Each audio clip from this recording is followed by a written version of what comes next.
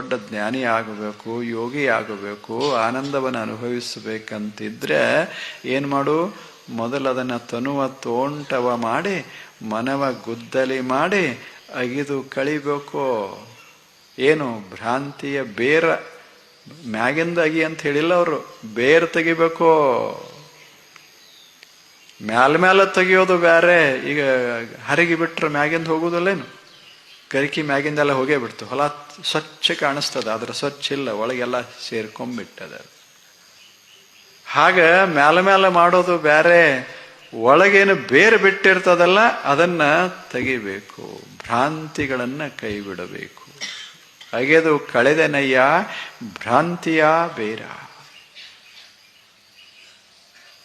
ಆ ಬಳಿಕ ಅದು ನಟ್ಟು ಕಡದ ಬಳಕ ಏನಂತೀರಿ ಅದಕ್ಕೆ? ನಟ್ಟು ಕಡಿಯೋದಲ್ಲ, ನಟ್ಟು ಕಡದ ಬಳಕ ದೊಡ್ಡ ದೊಡ್ಡ ಹೆಂಟಿಗಳು ಬಂದಿರ್ತಾವ.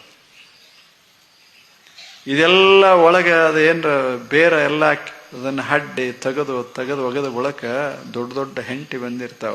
ಅಲ್ಲಿ ಹೆಂಗ್ ಬೆಳಕು ಬರ್ತದ? ಅದಕ್ಕೆ ಅಲ್ಲಮ ಹೇಳ್ದ, ಒಡೆದು ಸಂಸಾರ ಹೆಂಟೆಯ. ಆ ಬಳಿಕ ಹೆಂಟಿ